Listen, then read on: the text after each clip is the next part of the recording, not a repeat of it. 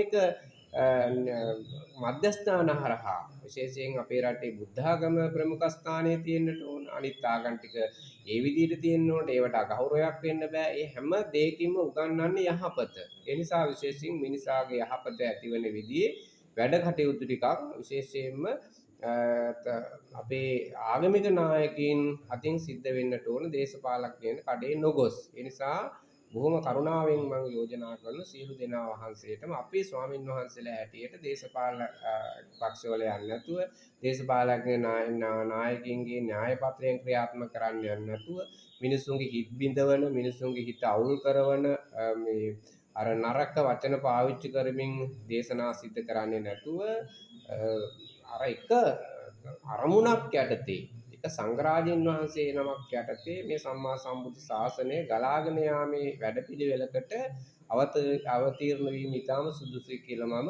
යෝජනා කරනවා. ඒ නිසා සියලු දෙනාම බුදුහාමුදුරන්ගේ බුද්ධ දේශනාව පිළිබඳව තේරුම් අරගන්න අවබෝධ කරගන්න මේක ගැඹුරින් මේ ධර්මයේ තේරුම් ගැනීමට ගැඹුරු ඥාන ශක්තියක් අවශ්‍ය වෙනවා. මෝඩයින්ට මේ ධර්මයේ කවදාවත් තේරුම් ගන්න බෑ. අර දීඝා ජාගරතෝ රති දීඝං සන්තස්ස යෝජනං දීඝෝ බාලානං සංසාරෝ සද්දන්නං අවිජානන සද්ධර්මයේ නොදන්නා වූ අඥානවන්තයාට සංසාරය දිග වගේ තමයි පේන්නේ. හරියට උදාහරණයකින් කියනවා නම් නිදි මරන්නාට රාත්‍රිය දිග වගේ දැනෙන්නේ. ධර්මයේ නොදන්නා වූ මිනිසයාට සසර ගමන දිගයි. ඒ නිසා අපේ අරමුණ වේ යුත්තේ මේ ලෝකේ ජීවත් වෙන සියලු මිනිසුන්ට යහපත පෙන්වන එක, මිනිසුන්ගේ ජීවිත වලට ධර්මය කාවද්දල මේ මිනිස්සු සංසුන් කරලා මේ මිනිස්සුගේ හිත නිවන එකයි අපේ අරමුණ විය යුත්තේ.